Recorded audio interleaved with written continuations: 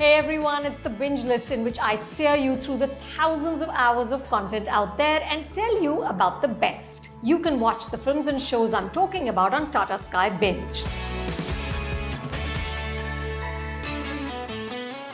My first pick is one of my favorite films of the year, Disney Pixar's Soul. Over the years, brand Pixar has become shorthand for excellence. Pixar movies might be animated, but they contain enough layers to work for both adults and children.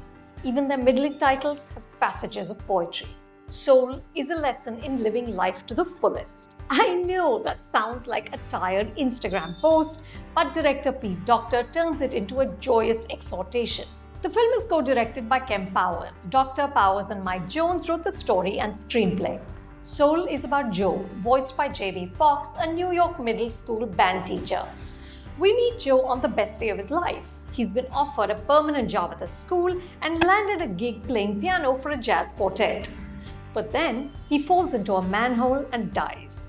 Okay, this is not a spoiler, it's in the trailer. Suddenly, Joe finds himself on a conveyor belt going to the great beyond.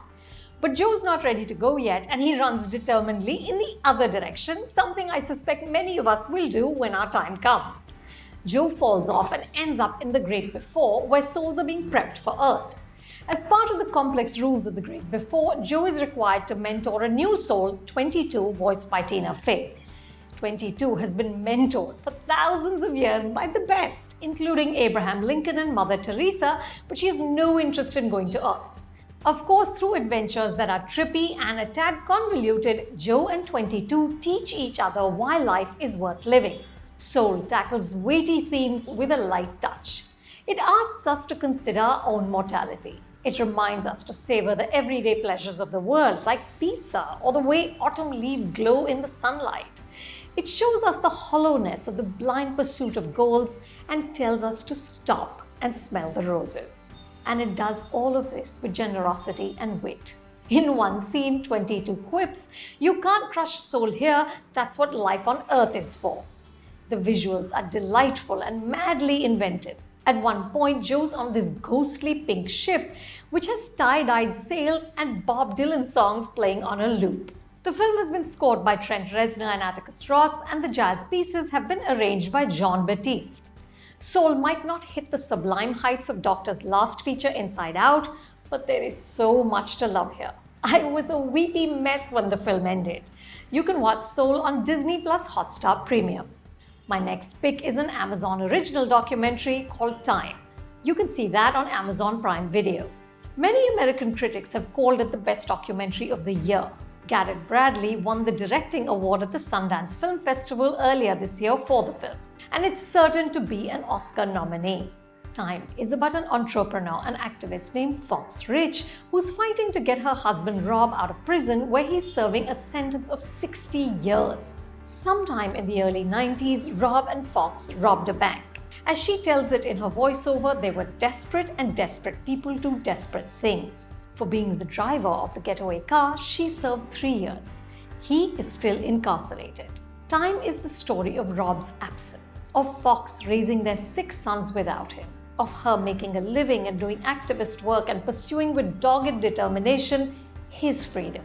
Her spirit, patience, and courage are relentless. She's a little like Savitri in the Savitri and Satyavan story, negotiating with Yamraj to let her husband live, except here, Yamraj is the faceless, racist, Kafkaesque American justice system. Bradley combines years of home videos with sumptuous black and white footage.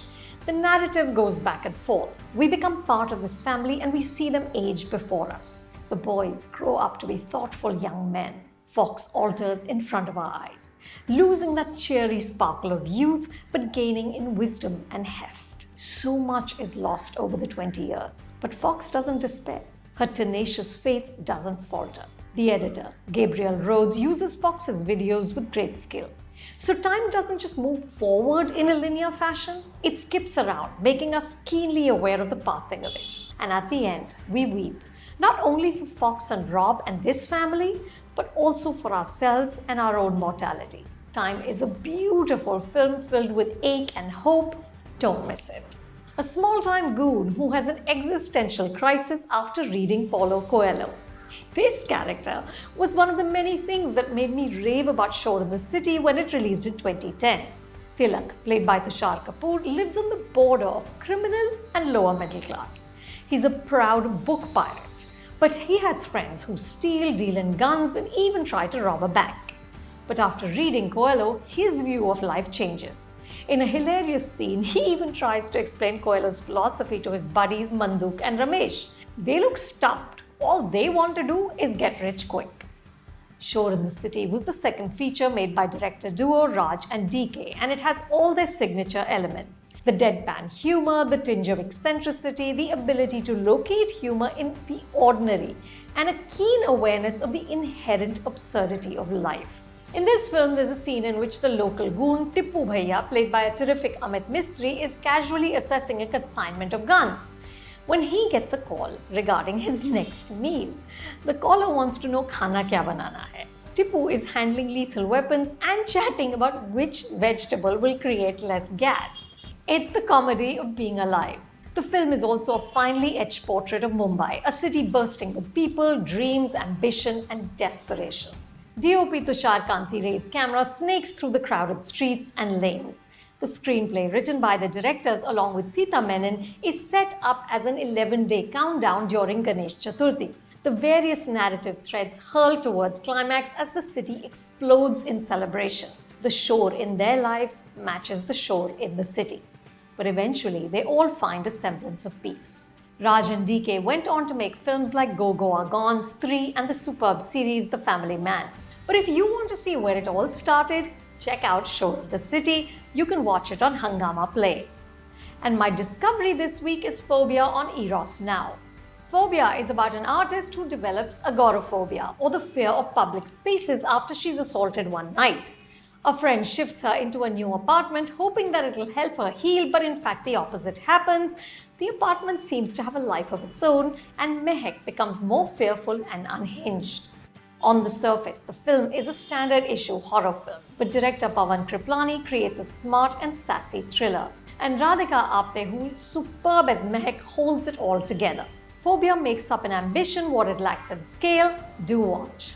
That's all for this week. Let me know if you have any suggestions on what I should watch. I'll be back with more suggestions on the Binge List. You can watch all these shows and movies with the Tata Sky Binge subscription. To know more, search for Tata Sky Binge or click on the link in the description below.